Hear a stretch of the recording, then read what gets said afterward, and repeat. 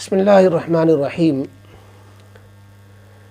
ایک سوال ہے محمد عظیم الدین صاحب کا، کمنٹ میں انہوں نے ایک ویڈیو کے تحت میں پوچھا ہے، ویڈیو جو تھی موت سے لے کر 40ویں تک، کیا غلط کیا صحیح۔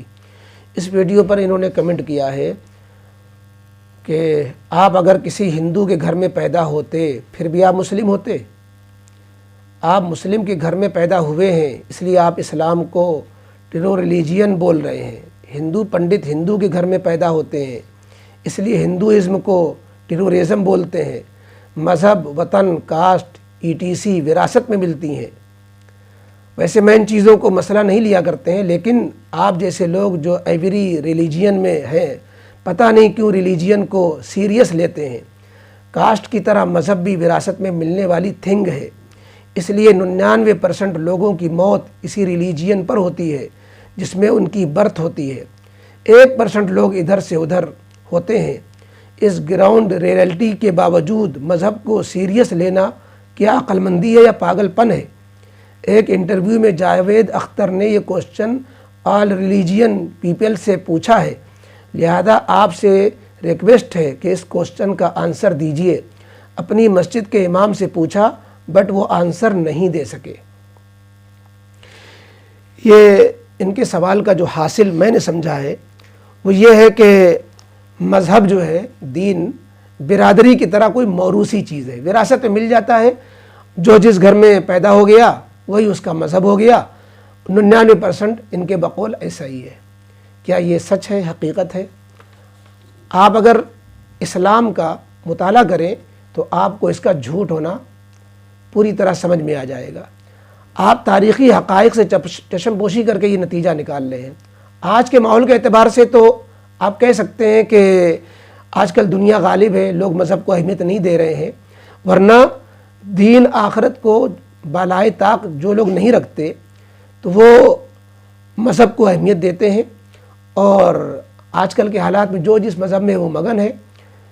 لیکن آپ اسلام کی تاریخ کا مطالعہ کریں، آنکھیں کھل جائیں گی۔ نبی کریم علیہ السلام، پیغمبر اسلام صلی اللہ علیہ وسلم تنہا تھے، اکیلے تھے، ایک بھی مسلمان نہیں تھا۔ 23 سال کے اندر 1.25 لاکھ سے زائد لوگ مسلمان جو ہوئے، کیا موروثی تھے؟ وراثت میں ان کو مل گیا تھا وہ مذہب؟ اور 100 سال کے اندر جو لاکھوں کروڑوں مسلمان ہوئے، کیا وہ سب وراثت میں اسلام مل گیا تھا ان کو؟ یا کتنے پاپڑ بیلنے پڑے ان کو؟ اسلام قبول کرنے کے لیے کتنی قربانیاں دینی پڑی، وطن چھوڑنا پڑا، ہجرت کرنی پڑی، اور آل اولاد کو قربان کرنا پڑا، جنگیں لڑنی پڑی۔ اب چونکہ دعوت رکی ہوئی ہے اور لوگ دنیا میں مبتلا ہے اور آخرت کی فکر تقریباً چھوٹتی جا رہی ہے، ورنہ آج بھی حقانیت سر چڑھ کر بول رہی ہے۔ اسلام کی تمام تر مخالفتوں کے باوجود اور سرکاری مخالفتوں کے باوجود اور ساری دنیا میں اسلاموفوبیا کے باوجود دنیا بھر میں قبول اسلام کے جتنے واقعات آج ہو رہے ہیں سب سے زیادہ ہیں۔ یہ حق کے قبول کرنے اور مذہب کی حقانیت کی بات ہوتی ہے۔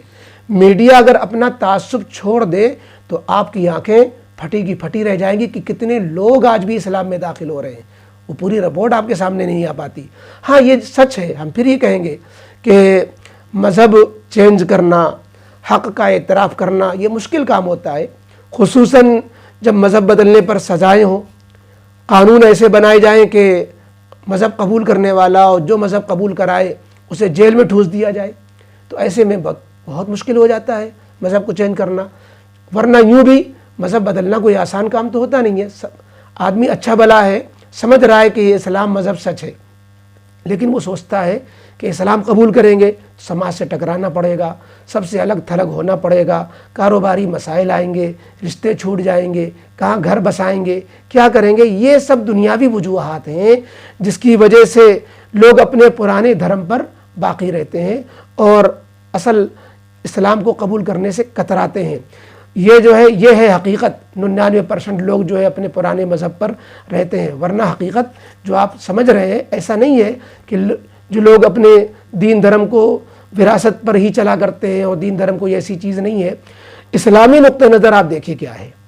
اسلامی نقطہ نظر سے آپ سمجھیں تو یہ ہے کہ نابالغی کی حد تک، جب تک بچہ نابالغ ہے، جب تک تو بچہ معذور ہے، اور اسلام کہتا ہے کہ وہ والدین کے مذہب پر ہی ہے، والدین کے مذہب پر وہ رہنے پر مجبور بھی، اب اس کو اتنی عقل بھی نہیں ہے۔ اس کے بعد جب وہ بالغ ہو گیا، عقل آ گئی، تو اب اس پر یہ لازم ہو جاتا ہے کہ اپنے عقل کا صحیح استعمال کرے، صرف دنیا کے لیے اپنی عقل نہ کھپائے، بلکہ عقل سے فیصلہ لے کہ وہ کائنات بغیر خدا کے بن گئی یا اس کائنات کا کوئی بنانے والا خدا ہے، کیا اس کائنات میں ایک سے زائد خدا ہو سکتے ہیں، کیا اس انسان کو یوں ہی پیدا کر دیا گیا جیسے اور جانور پیدا کیے گئے، کھائیں پیئیں مر جائیں، کیا انسان کی پیدائش کا بھی اتنا ہی مقصد ہے، اور انسان مرتا کیوں ہے، انسان کو دنیا میں پیدا کیوں کیا گیا ہے، اس گتھی کو حل کرے، اپنے پیدا کرنے والے کو پہچانے۔ سب سے پہلی وحی کے اندر اسی جہالت سے نکالا گیا اسلام کو، اقرا انسان کو، اقرا بسم ربک الذی خلق خلق الانسان من علق اقرا وربک الاکرم الذی علم بالقلم علم الانسان ما لم یعلم۔ تو بہرحال یہ چیز کہ اس جو مذہب کی بات آپ نے بتائی، یہ انسان کے عقل سے طے کرنے کی چیز ہے، بصیرت کے ساتھ مذہب کو قبول کیا جاتا ہے، وراثت کے طور پر مذہب کو نہیں قبول کیا جاتا ہے، اور یہ پابندی عائد ہوتی ہے بالغ ہونے کے بعد۔ بالغ ہونے کے بعد ہمیں طے کرنا ہوتا ہے کیا پیغمبر اسلام محمد رسول اللہ صلی اللہ علیہ وسلم کی تعلیمات فطرت کے مطابق ہیں، کیا جو ہے دین اسلام کے علاوہ کوئی اور دین ہے جو کامل ہو، مکمل ہو، جامع ہو، جس کی کتاب محفوظ ہو، جس کی پیغمبر کی سیرت محفوظ ہو، جس کا اپنا قبلہ کعبہ محفوظ ہو۔ آپ نے جاوید اختر صاحب کا بڑی اس میں عظمت سے نام لیتے ہوئے کہا کہ انہوں نے یہ کوسچن جو ہے کسی مجمع میں کیا تھا اور وہ کوئی ان کا جواب نہیں دے سکا تھا۔ تو آپ کپڑا مارکیٹ کے اندر میڈیکل اسٹور کا پرچہ حل کرنے پہنچ جائیں گے تو کپڑے مارکیٹ والے تھوڑی میڈیکل اسٹور کا پرچہ حل کریں گے۔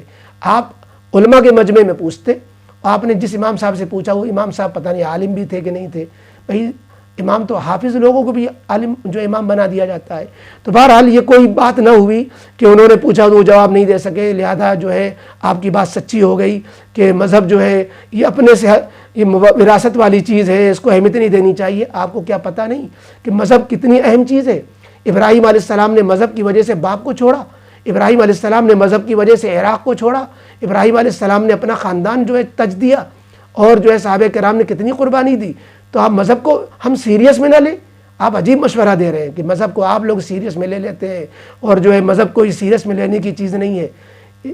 ایسا معلوم ہوتا ہے کہ ابھی آپ اپنے مذہب سے خود مطمئن نہیں ہیں، بڑا افسوس ہو رہا ہے کہ آپ اپنے مذہب سے معلوم ہوتا ہے کہ مطمئن نہیں ہیں۔ ورنہ اسلام کی تعلیم دیکھیے کہ توحید جو عہد الست میں عالم ارواح میں ایک اقرار روحوں سے ہو چکا ہے، اسی بنیاد پر اسلام یہ کہتا ہے کہ جو بچہ پیدا ہوتا ہے وہ دین فطرت پر توحید پر آتا ہے۔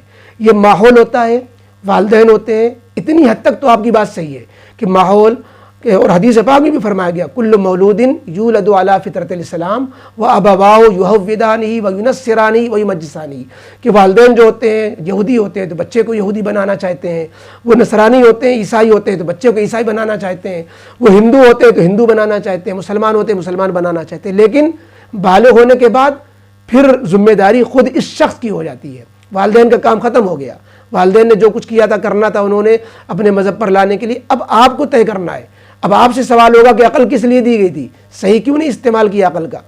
تو اس لیے اب پکڑ ہماری ہو جائے گی جب ہم عقل کا صحیح استعمال نہیں کریں گے۔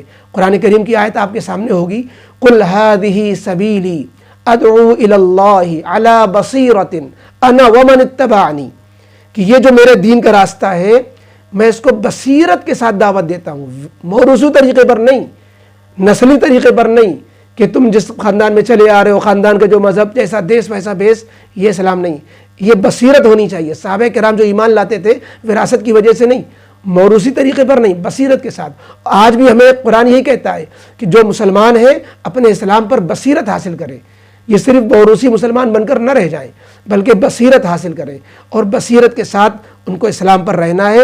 اور بصیرت جب ہوگی تو دین اسلام کے لیے ہر قربانی دینا آسان ہو جائے گا، وطن چھوڑنا آسان ہو جائے گا، جان دینا آسان ہو جائے گا، سب آسان ہو جائے گا۔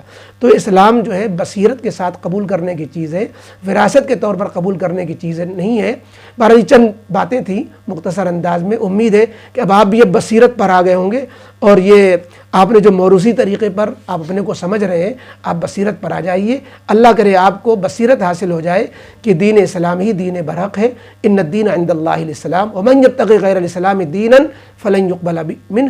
قرآن کا یہ اعلان ایک حقانیت کا اعلان ہے۔ اللہ کرے ہم سب کو بصیرت کے ساتھ اسلام پر جینا اور اسلام پر مرنا نصیب ہو جائے۔ یہ چند باتیں تھیں، امید کہ آپ کو کچھ سمجھ میں آیا ہوگا۔